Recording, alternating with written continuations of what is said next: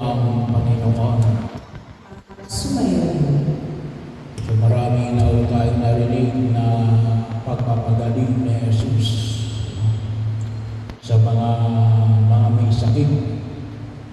At ang nasa Ebanghelyo natin ay ang biyanan ni San Pedro.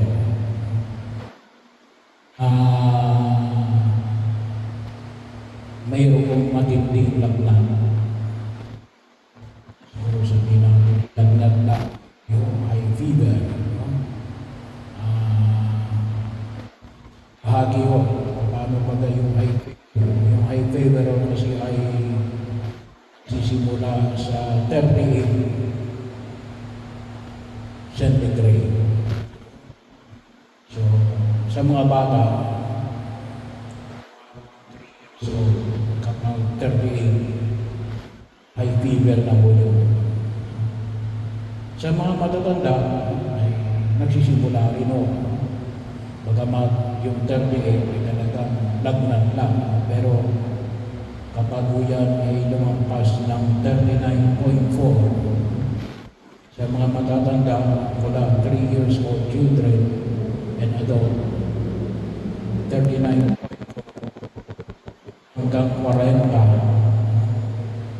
ay kapag yan ay tumagal ay high fever yun. Ay sana po ay huwag nating maliitin. Lagnat lang yan. Hindi. Lalong-lalo na sa bata.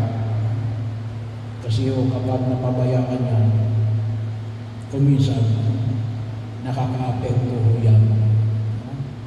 Nakaka-apekto yun sa kabuuan ng kanyang kalusugan. Kaya kuminsan ay may tinatawag tayo na lalo na sa bata, 3 months pababa, eh pwedeng maka-epekto sa kanyang kalusugan. Pero hindi lang sa bata, lalong-lalo na rin sa matanda na kapag-dudulog din ng kamatayan. Pero isa ko yan ay din, yung kung tawagin natin ay epekto na pwedeng pagdusahan ng tao habang siya nabubuhay. Pero yun ang ginamot ni Jesus sa biyanan San Pedro. Ano nakita natin pagkatapos? Ay alin?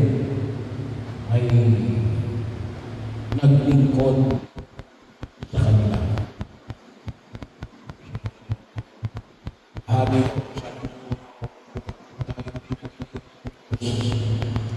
sa ating mga karamdaman, gamitin natin ito sa paglilingkod. Kasi may mga tao kung minsan hingi ng tulong sa Diyos at sila'y gumaling. Natapos sa sila'y nakalimutan na. Pangalawa ay si Jesus ay nanadali.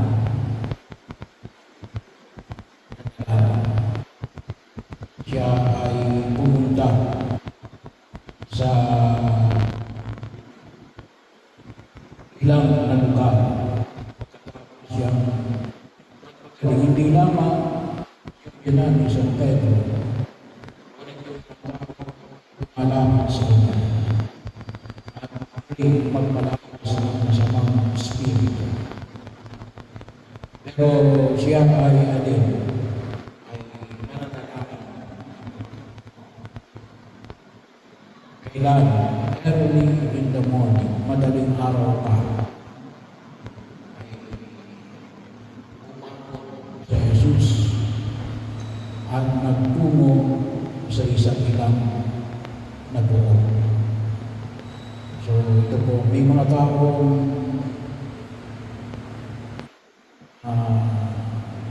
hindi lang mga monge, ngunit may mga taong maging bahagi ng kanilang pagkilos na ito ay alin, madaling araw pa lamang ay nagdarasal na. Pangatlo, ay gusto siyang ng tao na doon lamang tumigil sa lugar na iyon. Pero anong sabi ni Jesus? Kinakailangan din akong pumunta sa mga kalapit bayan upang ipangaral ang mabuting balita roon. So yung missionary aspect ng pagpapahayag ng mabuting balita ng pagliligtas ng Diyos. Kaya kinakailangan natin na puntahan yung iba't ibang bahagi ng ating mundo na ginagalawan. Kaya nga po minsan, alam nyo, meron pa tayong turusin. Bagaman napupuntahan natin yung Galana, meron nung isang mas malayo pero sakot pa rin ng Galana. Kung tawagin ay Gis-Gis. Medyo malayo, parang 3 kilometro pa ata malayo sa mismong Galana. Pero may mga komunidad din doon. Yun ay hindi natin nararating. Bagaman may kapilya roon, kailan yung kapilya roon ay kapilya ng Aglipay.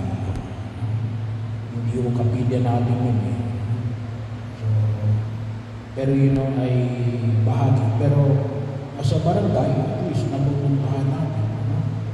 Kasi pinagsusumikapan natin na mapuntahan yung Galalan. Bahagi yun.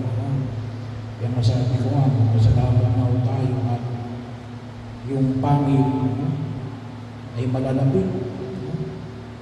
Malalapit yung mga lugar. Pwedeng pumunta sa Siniluan.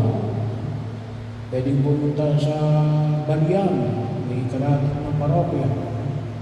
May pwedeng pumunta sa Pakil. May bahagi ho. Sa ngayon mo sa Canonlo ay at least 5 kilometers. Ay kung tutusin na, walang pang 5 kilometers. Siguro yung business, kung mula rito, aabot ng 5 kilometers. Na masabi ho namin, kung magmumula ko mismo dito sa sentro. Pero kung sa Galala, at least may 5 kilometers pa rin. Kaya nga, pinagsusumikapan natin na mabigyan ng misa yung Galalan tuwing Sabado. Kasi para nino sa pangangalaga, bagaman po minsan hindi nila alam, pero yun yung isa sa mga tawagin natin, misyon natin at kaakibat ng pagkilos kung bakit po binibigyan natin ng pagkakataon na yun ay matuunan din ng pansin. Kasi yun yung bahagi na pagkilos ng simbahan. Bagaman pinararangalan natin ngayon din yung tinatawag natin dedikasyon ng simbahan ng Katedral ng San Pablo. Kasi bukas ay kapistahan ni San Pablo, unang ermitanyo, at ngayon ay pinagdiriwang ang bahagi ng pagtatalaga ng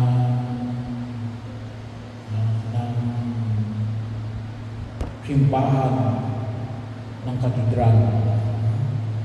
So, tayo rin ay nagpapahayag na din para ba't natin itinatalaga yung simbahan? Sabi nga natin, 2 bagay. Yung building at yung tao. Kaya napakahalaga na Sana rin po yung ating mismong pamparokyang simbahan, may talaga na rin o